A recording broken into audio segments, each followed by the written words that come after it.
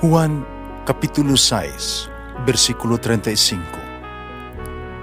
Si Jesus miingon kanila, "Ako mao ang pan nga naghatag sa kinabuhi.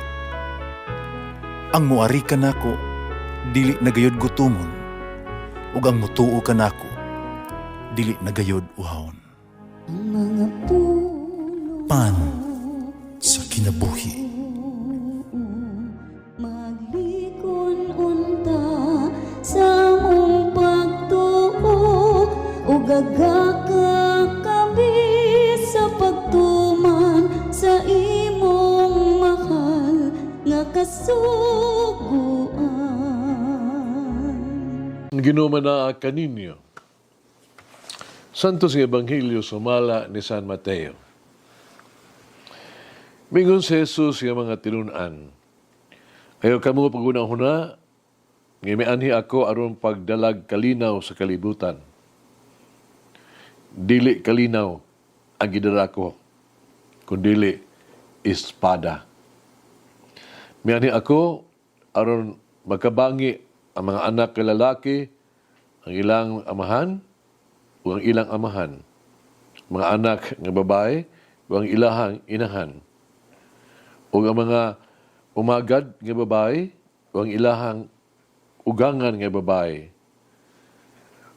Ang labing mangilan nga kaaway sa tao, ngoraon niya ang sakop sa ilang kagulingong pamilya. Ang nagmahal siyang amahan o siyang inahan labaw kanako, dili angay kanako. Kadto nagmahal sa iyang anak labaw kanako, dili angay kanako. Ang dili mapas-an siyang krus ug mosunod kanako, dili angay kanako. Ug kadto mag-amping siyang kinabuhi, kawad-an hinuon ni ini. Apan ang kawad-an siyang kinabuhi tungod kanako, makabaton ni ini. Ang mudawat kaninyo, mudawat usab kanako. Ug ang mudawat kanako, mudawat usab kaniya nga nagsugo kanako. Ang mudawat sa sinugo sa Dios tungod sa iyang pagkasinugo sa Dios, gantihan usab sa ganti nga madawat sa sinugo. Ug ang mudawat sa tinuod nga maing tao, tungod sa iyang pagkamaing tao, gantihan usab sa ganting madawat sa maayong tao. O hinundumi kini, kadto magpainom, bisan na lang og bugnawng tubig sa labing ubos nga akong mga sumusunod, tungod kay siya akong sumusunod, gantihan gayon. Human mahipamangno sa Jesus, sa iyang napulog duha ka tinunan, bibiya siya ni atong dapita, umiadto sa kasikbit nga lungsod, harang pagtudlo o pagwali. Ang Ebanghelyo sa Ginoo. Mati ang Ginoo, kay siya maayo, ang iyang gugma mulungtad, hangtod sa kahangturan. Pasalamati ang Diyos sa tanang mga Diyos, ang iyang gugma malungtaron.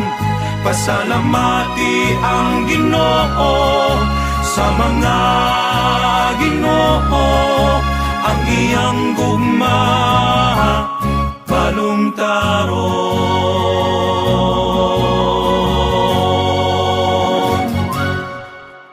Hagit kini for undivided life for Jesus. Si Jesus kanunay nga naghisgot bahin sa gugma o panagkiusa sa pamilya. Sa kanunay gyud nga nag-awhag, no? Sa pagtahod sa mga ginikanan o pagtahod diha sa itong pamilya. Ikapat nga sugo, nagaingon, tahura ang imong amahan o inahan. Karon si Jesus naghisgot bahin sa pagkabahin-bahin sa Ebanghelyo. Karong adlaw. Sa miingon nga ako miani haron ang anak ka lalaki magkigbatok sa iyang amahan, anak ka babae magkigbatok sa iyang inahan, ang umagar nga babae magkigbatok sa ugangang babae. Alang kang Jesus, why neutralidad? Walay pagkompormeso kini dapig kaniya o batok ba kaniya? Pili ka, with him or against him. Si Jesus, nagtinguha, gikan ka nato sa usa, yung kabugos o kumplito nga walay kondisyon nga pagsalig. Gusto niya, gikan ka nato, nga dili mabahin ang ato ang atensyon o kinabuhi nga ipahinungod sa iyang misyon. Gilahi niya ang iyang mga sumusunod gikan sa mga nagsalikway kaniya. O dili kita magpakahilom lamang o dili kita maging labot. Kinahanglan yun nga kita mubarog. Kini mo ang ato ang pagdabig ni Jesus o batok ba kaniya. Kini mo ang espada gisgutan niya sa Ebanghelyo karon. Nagisulti ni Jesus, espada nga nagbahin-bahin kanato. Basta gusto ni Jesus nga kita mo desisyon kung kinsa ang kinahanglan nga kita mahisakop asa kita. Gikan kang kinsa kinahanglan natong ibulag atong kaugalingon. Ang panahigala ay sa tao o relasyon o dugo. Di na gayon mahimong babag sa tuang pagtugyas itong kaugalingon ngadto kang Jesus. Ang sosyal nga posisyon o mga relasyon sa mga tao, kinahanglan yung dili na makapugong kanato sa paghalad sa atong kinabuhi ngadto kang Jesus. Ang pagsunod ni Jesus kinahanglan og pagpili absolutely siya ang pilion. Kini mo ang pagdawat kaniya og pagsalikway sa supak sa iyang mga pagtulunan. Kini mo ang pagsunod kaniya ug palayo gikan sa higayunan sa pagpakasala. Kung ito pilion si Jesus, pagbarog alang kaniya o dapig sa iyang mga sugo, sa gugma, sa kaluoy, sa pagpasaylo. O dayon atong ihikling yun ang pagdumot, ang kapintasan, panimalos ang pagkawala sa pagtagad. Kung atong itugyan ang atong kaugalingon nito kang Jesus, atong ikondinar ang mga immoralidad. Sa diha nga kita pugson, piton, andad yun kita nga mahimulag gikan sa mga misupak kang Jesus. Ikondinar pagani nato, ato ang mga ngilad nga binuhatan. Ang pagsunod kang Jesus mao ang pagbuhat sa tanan kapaagi bisan kini nagtawag alang sa atong kaugalingon nga paglansang sa krus. Bisan kung kinahanglan nato nga magkigbulag sa nga minahal nga duol sa tuwa mga kasing-kasing. Uban ni Jesus, kinahanglan nga kita alang kaniya. Siya lamang o siya kanunay. At ang mga tanon karon atong kaugalingon, kita ba gawas nun nga mutugyan kang Jesus? Kitagan ba nato siya og bugos o kumplito kung walay pagduda na pagsunod o pag-alagad?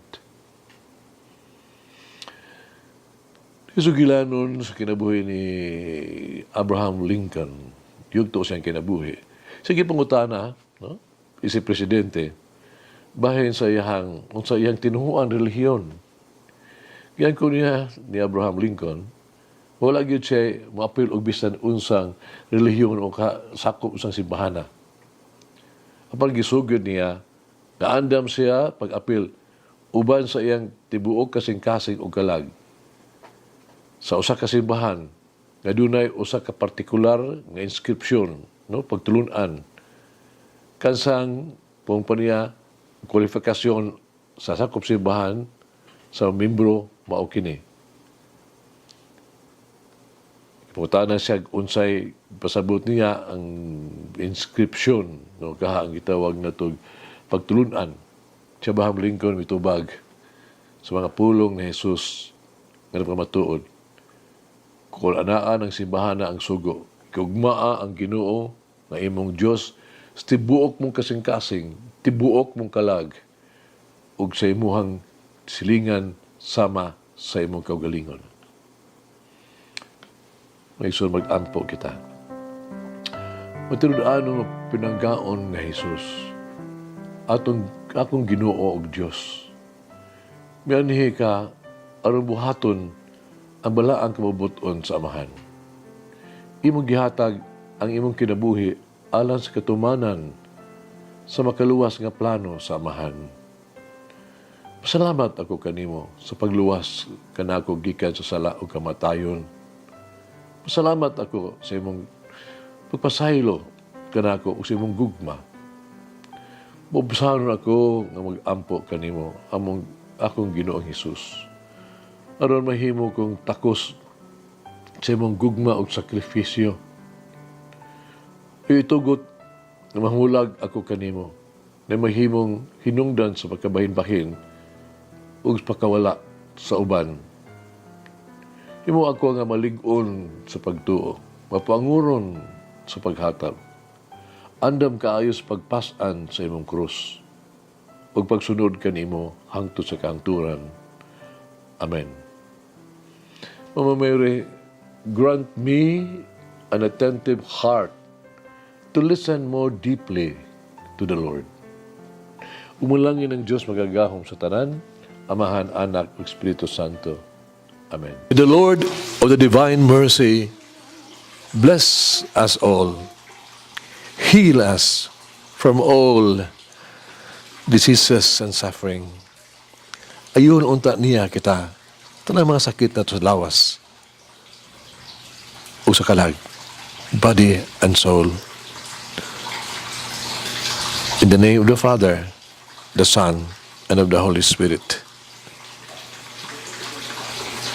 Jesus, I trust in you. Whoever eats the bread of life will never hunger, says the Lord. Kay galaan inyong nabati ang pagpaambit ug hamubong pamalandong sa pulong sa Dios pinaagi sa tulumanon. Pan sa kinabuhi nga gidumala ni Monsignor Daddy Silva. Hangtod na usab sa sunod higayon, daghang salamat. The bread of life.